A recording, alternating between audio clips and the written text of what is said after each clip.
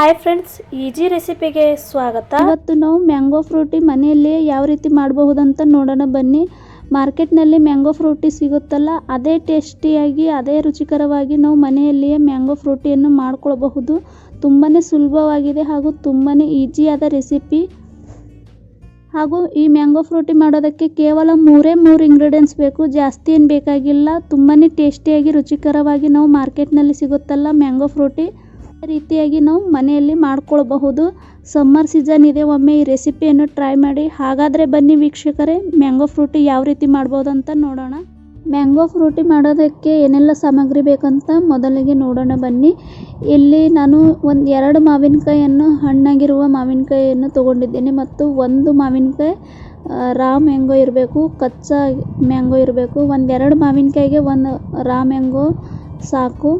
ಮತ್ತು ಒಂದು ಅರ್ಧ ಕಪ್ನಷ್ಟು ಸಕ್ಕರೆಯನ್ನು ತೊಗೊಳ್ಬೇಕು. ಇವಾಗ ಯಾವ ರೀತಿ ಮ್ಯಾಂಗೋ ಫ್ರೂಟಿ ಮಾಡ್ಬೋದು ಅಂತ ನೋಡೋಣ ಬನ್ನಿ. ನೆಕ್ಸ್ಟ್ ಪ್ರೊಸೆಸ್ಗೆ ಹೋಗೋಣ. ಇವಾಗ ನಾವು ಮೊದಲಿಗೆ ನಾವು ಈ ಮಾವಿನಕಾಯಿಯ ಮೇಲಿರುವ ಡೇಟನ್ನು ತೆಗೆದುಕೊಳ್ಬೇಕು, ಈ ರೀತಿ ಕಟ್ ಮಾಡ್ಕೊಳ್ಬೇಕು. ಆಮೇಲೆ ಈ ಗ್ರೀನ್ ಪಾರ್ಟ್ ಇರುತ್ತಲ್ಲ, ಇದನ್ನು ತೆಗೆದುಕೊಳ್ಬೇಕು.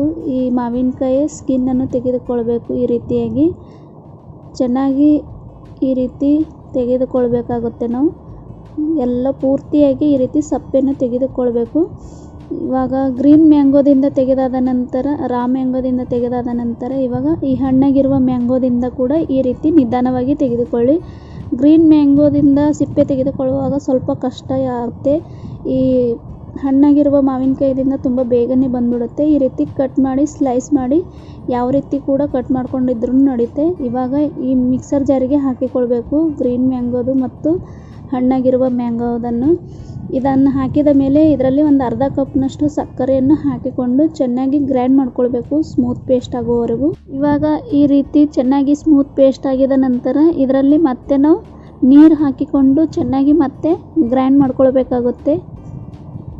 ಇವಾಗ ಮುಚ್ಚಳ ಮುಚ್ಚಿ ಚೆನ್ನಾಗಿ ಮತ್ತೆ ನಾವು ಸ್ಮೂತ್ ಪೇಸ್ಟ್ ಮಾಡ್ಕೊಳ್ಬೇಕು.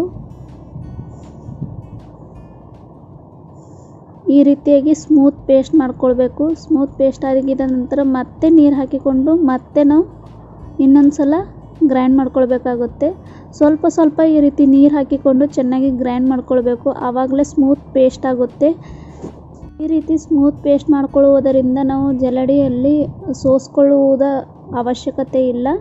ಆದ್ದರಿಂದ ಈ ರೀತಿ ಸ್ವಲ್ಪ ಸ್ವಲ್ಪ ನೀರು ಹಾಕಿಕೊಂಡು ಚೆನ್ನಾಗಿ ಸ್ಮೂತ್ ಪೇಸ್ಟ್ ಮಾಡ್ಕೊಳ್ಬೇಕು.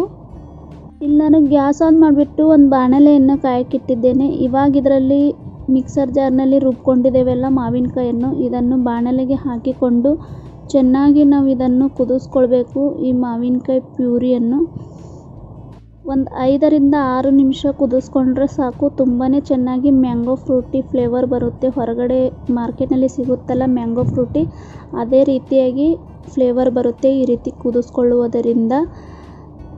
ಈ ರೀತಿ ಒಂದು 5-6 ನಿಮಿಷ ಕುದಿಸ್ಕೊಂಡ್ರೆ ಸಾಕು. ಹಾಗೂ ಇಲ್ಲಿ ನಾನು ಗ್ಯಾಸ್ ಫಾಸ್ಟಾಗಿಟ್ಟು ಈ ಪ್ರೊಸೆಸ್ಸನ್ನು ಮಾಡ್ತಾ ಇದ್ದೇನೆ. ಇಲ್ಲಿ ನೋಡ್ತಾ ಇರಬಹುದು, ಗ್ಯಾಸ್ ಫಾಸ್ಟಾಗಿಟ್ಟಾಗ ಈ ರೀತಿ ಕೈ ಬಿಡದಂತೆ ನಾವು ಇದನ್ನು ಕುದಿಸ್ಕೊಳ್ಬೇಕಾಗುತ್ತೆ. ಯಾಕಂದರೆ ಈ ಮ್ಯಾಂಗೋ ಫ್ರೂಟಿ ಪ್ಯೂರಿ ಇದೆಲ್ಲ ಕೆಳಗೆ ಅಂಟುವ ಚಾನ್ಸಸ್ ಇರುತ್ತೆ. ಆದ್ದರಿಂದ ಇವಾಗ ಒಂದು 5-6 ನಿಮಿಷ ಕುದಿಸ್ಕೊಂಡಿದ್ದ ಮೇಲೆ ಈ ರೀತಿ ಸ್ವಲ್ಪ ನೀರು ಹಾಕಿಕೊಂಡು ಚೆನ್ನಾಗಿ ಈ ರೀತಿ ಮಿಕ್ಸ್ ಮಾಡ್ಕೊಳ್ಬೇಕು. ಮ್ಯಾಂಗೋ ಫ್ರೂಟಿ ಹದ ಯಾವ ರೀತಿ ಇರುತ್ತಲ್ಲ ಆ ರೀತಿ ಇದನ್ನು ನಾವು ಮಾಡ್ಕೊಳ್ಬೇಕಾಗುತ್ತೆ.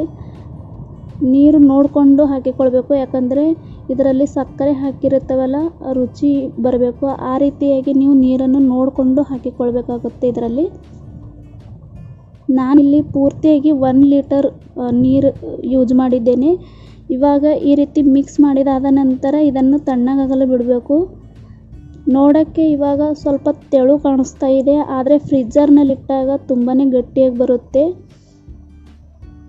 ಪೂರ್ತಿಯಾಗಿ ತಣ್ಣಗಾದ ನಂತರ ಇದನ್ನು ನಾವು ಒಂದು ಪಾತ್ರೆಯಲ್ಲಿ ಹಾಕಿಕೊಂಡು ಫ್ರಿಜ್ಜರ್ನಲ್ಲಿ 1-2 ಗಂಟೆಗಳ ಕಾಲ ಇಡಬೇಕಾಗುತ್ತೆ. 2 ಗಂಟೆಗಳ ಕಾಲ ಇಟ್ಟರೆ ಸಾಕು. ನಿಮಗೆ ಜಾಸ್ತಿ ಇಡೋದಾದರೆ ಜಾಸ್ತಿ ಇಡಬಹುದು ಫ್ರಿಜ್ಜರ್ನಲ್ಲಿ. ಓಕೆ, ಇವಾಗ ನಾವು ಫ್ರಿಜ್ಜರ್ನಲ್ಲಿ ಇದನ್ನು ಇಡೋಣ. 2 ಗಂಟೆ ಆದ ಮೇಲೆ ಈ ಮ್ಯಾಂಗೋ ಫ್ರೂಟಿಯನ್ನು ನಾನು ಫ್ರಿಜ್ನಿಂದ ತೆಗೆದುಕೊಂಡಿದ್ದೇನೆ. ಇಲ್ಲಿ ನೋಡ್ತಾ ಇರಬಹುದು ಎಷ್ಟು ಚೆನ್ನಾಗಿ ಗಟ್ಟಿಯಾಗಿ ಬಂದಿದೆ ಅಂತ. ಇವಾಗ ನಾವು ಗ್ಲಾಸ್ನಲ್ಲಿ ಸರ್ವ್ ಮಾಡ್ಕೊಳ್ಳೋಣ ಈ ಮ್ಯಾಂಗೋ ಫ್ರೂಟಿಯನ್ನು. ತುಂಬಾ ಈಸಿಯಾದ ರೆಸಿಪಿ. ಒಮ್ಮೆ ಟ್ರೈ ಮಾಡಿ. ಮಾರ್ಕೆಟ್ನಲ್ಲಿ ಮ್ಯಾಂಗೋ ಫ್ರೂಟಿ ಸಿಗುತ್ತಲ್ಲ, ಅದೇ ಟೇಸ್ಟ್ ಇರುತ್ತೆ. ಒಮ್ಮೆ ಈ ರೆಸಿಪಿಯನ್ನು ಟ್ರೈ ಮಾಡಿ, ನಿಮಗೂ ಕೂಡ ಇಷ್ಟವಾಗುತ್ತೆ. ಹಾಗೂ ಚಿಕ್ಕ ಮಕ್ಕಳಿಗಂತೂ ಈ ಮ್ಯಾಂಗೋ ಫ್ರೂಟಿ ತುಂಬಾ ಫೇವ್ರೆಟ್ ಆಗಿರುತ್ತೆ. ಮನೆಯಲ್ಲಿ ಈ ರೀತಿ ಮಾಡಿಕೊಟ್ರೆ ತುಂಬಾ ಇಷ್ಟಪಟ್ಟು ಕುಡಿಯುತ್ತಾರೆ. ಹಾಗೆ ಹೊರಗಡೆ ಮಾರ್ಕೆಟ್ನಲ್ಲಿ ಮ್ಯಾಂಗೋ ಫ್ರೂಟಿ ಮಾಡೋದಕ್ಕೆ ಕಲರ್ ಅದನ್ನು ಯೂಸ್ ಮಾಡಿ, ಕೆಮಿಕಲ್ ಯೂಸ್ ಮಾಡಿ ಮಾಡ್ತಾರೆ.